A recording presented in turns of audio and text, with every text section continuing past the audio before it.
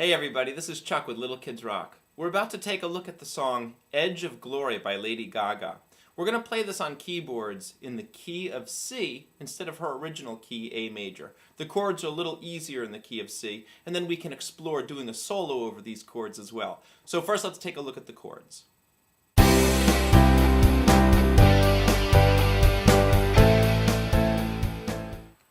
The chords in the chorus and the verse on Edge of Glory are the same, so let's look at those first. It's a C chord, going to a G chord, going to an A minor chord, going to an F chord.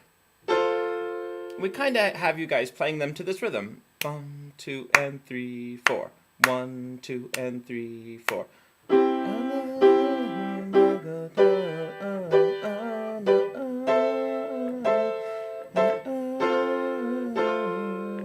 And that same rhythm will work on the chorus as well.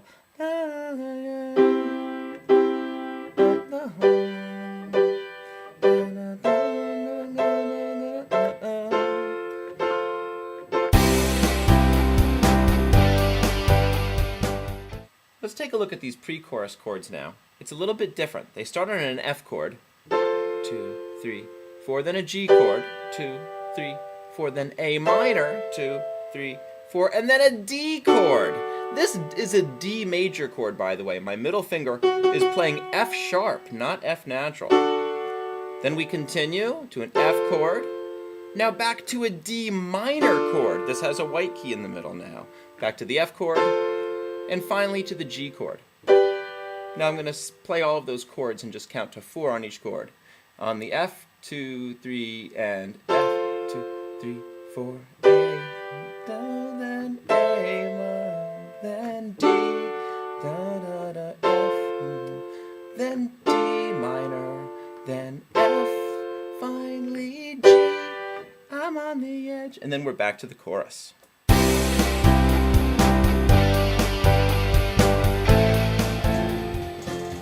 Now I'm ready to take a solo with scale major pentatonic, scale card number 1, lined up to the note C right here.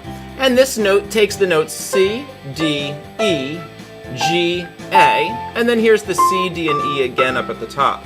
So using these notes I can make up a solo by just improvising with these notes, making up anything. The magical thing about a pentatonic scale is all the notes sound great in that key.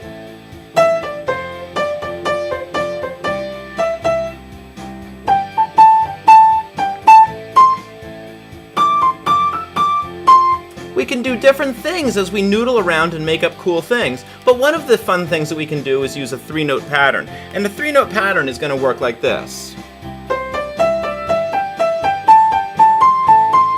Here's that slower.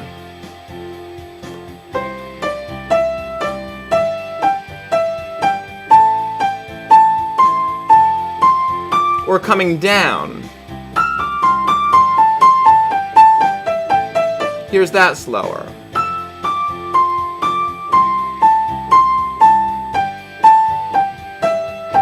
Another fun idea that you can use is sliding from a black key to a white key in this scale.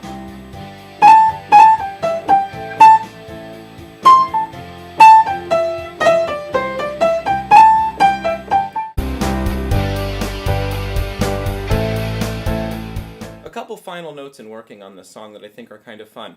One of them is that these 4 chords from the chorus and the verse are also the same 4 chords used in the axis of awesome. So all those cool medley songs that they put together. Can you feel the love tonight, etc. There's a whole thing that use those same chords that we're using in this verse and chorus. So a neat way to work on those is do a little ear training as well. You can say, like, which one of those chords is this? Is this the C chord, the G chord, the A minor chord, or the F chord? Have kids close their eyes and play one of them and see if they can get them. You can also number those chords. The 1 chord, 1, 2, 3, 4, 5. The 5 chord, the 6 chord, and the 4 chord.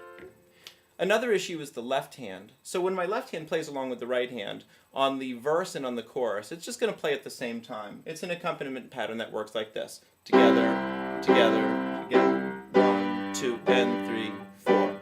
1, class can be divided. One hand playing the right hand chords, one hand playing the left hand root. C, G, A, F, etc.